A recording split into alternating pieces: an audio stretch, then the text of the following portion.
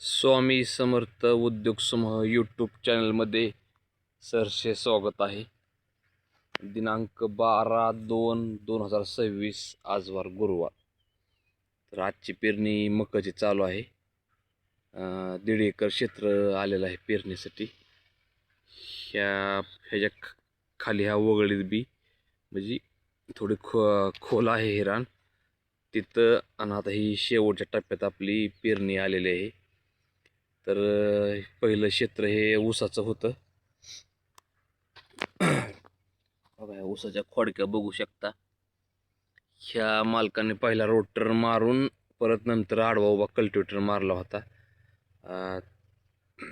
तरी पण आपलं जी ही पेरणी यंत्र आहे तरी थोडंसं खोडक्यान पाचोटा असल्यामुळं थोडा ताण होत होता. तर मालकाचं म्हणणं आलं की डबल अगोदर वापस सोडा आणि नंतर मग पेरणी करा.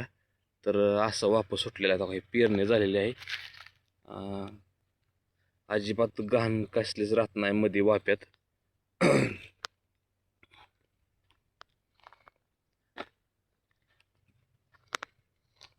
तर ही पेरणी सध्याला चालू आहे. तर मालकाने मकासाठी रासायनिक खत हे 20-20-13 हे अशा पद्धतीने दिसतं. 20-20-13 वापरलेला आहे. तर 20-20-13चा अनुभव मला तर चांगला आलेला आहे. म्हणजे ह्या 20-20-13मध्ये फॉस्फरसचं प्रमाण चांगलं असल्यामुळं उगवण क्षमता चांगली होते. ज्या ज्या प्लॉटला 20-20-13 वापरलं गेले तिथं उगवण क्षमता 1 नंबर झालेली आहे. तर आता सध्या ऊन वाढत असल्यामुळं ह्यांनी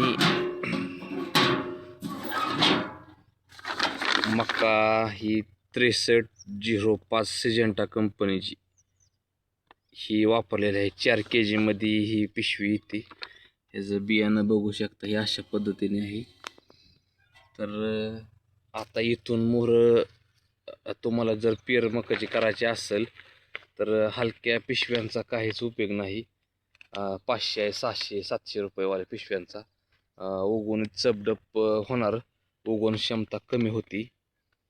तर इथून मोहर जर तुम्हाला पेरणी करायची असेल तर चांगल्या कंपनीच्या बियाणं तुम्हाला घ्यावं लागेल आणि त्याची पेर करावी लागेल.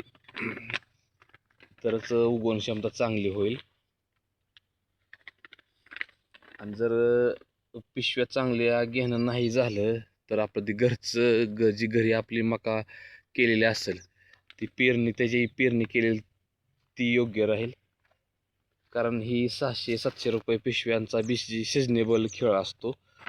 पावसाळ्यात पिशव्या म्हणजे पावसाळ्यात मका कोणती, हिवाळ्यात मका कोणती आणि उन्हाळ्यात मका कोणती असं सिजनेबल ह्या मकांचा सीजन असतो. त्याच्यावर ठरवली जाते उगवण क्षमता. म्हणजे कोणती पिशवी म्हणजे कोणतंही बियाणं पावसाळ्यात वापरलेलं असतं. हे सिजेंटा कंपनीचं 65-40 आता सध्याला भेटा नाही. तर मालकाने ही 6305 ही उन्हाळी सीजनची मका आणलेली आहे. माझा अंदाज आहे 1000 रुपयाला 1000 रुपयाची किंमत आहे 4 kg मध्ये. ह्याच्यावर 1350 दिले पण 1000 रुपयाला ही काही 4 kg 1000 रुपयाला पिशवी बसलेली आहे. तर आपली पेरणी 3 काकरी चालू आहे. 3 काकरीसाठी आपण 6 बी ही व्हील्स जोडलेली आहे. पट्टीचा घेर ब्याच्या आकारानुसार द्या. हे 3 आपण नाळं 7 फणे आपलं अवजार आहे. 3 नाळं आपण अशी सेटिंग मकाची लावलेली आहे. 6 बी वर पेरणी चालू आहे. म्हणजे नवीनची 6 बी अशी व्हील्स दिसते 4 खचीची. ह्याच्यावर पेरणी आपली चालू आहे. तर आता तुम्हाला प्रश्न पडला असेल की आता हे रान आपण डबल मारले 1.5 एकर तर डबल पैसे घेतलं जातात का? तर तसं काही नाही. एकराला आपण म्हणजे पेरणीला 2000 रुपये घेतो. त्याच्या निम्मच पैसे आपण घेणार आहोत. म्हणजे कल्टिवेटरचा दर 1,000 रुपये आपण एकराला अगोदर वाप जर सोडायचं असतील तर 1,000 रुपये घेतो आणि पेरणीचं 2,000 असं 3,000 रुपये एकरी डबल पेरणीचं पैसे होत्यात. पण वाप तुमचं गहाण कुठलीही राहत नाही, खोडके असू देत सगळं असं. कारण ऊसाचं क्षेत्र म्हणलं की पेरणीनंतर शक्यतो चलत नाही. जिथं चलतं तिथं चालवलंच पाहिजे, जिथं चलत नाही तिथं ही डबल वाप सोडावं लागतं. ते म्हणजे पहिल्या फेऱ्यात आणि दुसऱ्या फेरीला पेरणी यंत्राने आपली पेरणी केली जाते. तर आपण पहिल्या फेऱ्याचं 1,000 रुपयेच घेतो, 1,000, आणि दुसऱ्या फेऱ्याचं 2,000, असं 3,000 आपण डबल फेऱ्याचं घेतो. जर ड्रायव्हर भावानं जिथं ज्या रानात घाण असेल ते रान डबल मारलं तरी चालेल, कारण पेरणी चांगली होती योग्यरित्या. तर ह्या पेरणीला मी 18 तास जो घेर आहे हा खालीच ठेवलेला आहे आणि 12 दाते हा वरती ठेवलेला आहे. कारण उन्हाळा आहे, थोडं दाट बियाणं सोडावं लागेल.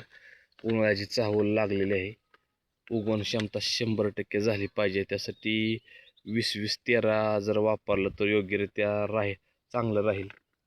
कारण शेतकरी आपल्याला अगोदर विचारतात की बाबा मका टाकायची असल्यावर मका कोणतं बिया आणू किंवा कोणतं मटेरियल आणू. तर डायरेक्ट 20-20-13 जरी त्यांना सांगितलं तरी जमतंय. आणि मकाची चांगली ग्रेड बघून अनुभव आपण स्वतः प्लॉट त्या पेरलेला असलेला किंवा उगवण झालेली असेल चांगली तीच बियाणं सांगा, परवडेबल शेतकऱ्यांना राहील ती. पण 20-20-13 फॉस्फरसचं प्रमाण ज्यादा आहे, त्यामुळं उगवण क्षमता चांगली होती. तर ती वापरलं तरी अडचण नाही. कारण स्वतः मी बघितलेलं ज्या प्लॉटवर 20-20-13 वापरलेलं आहे तर त्या प्लॉटवर उगवण छान झालेले आहेत.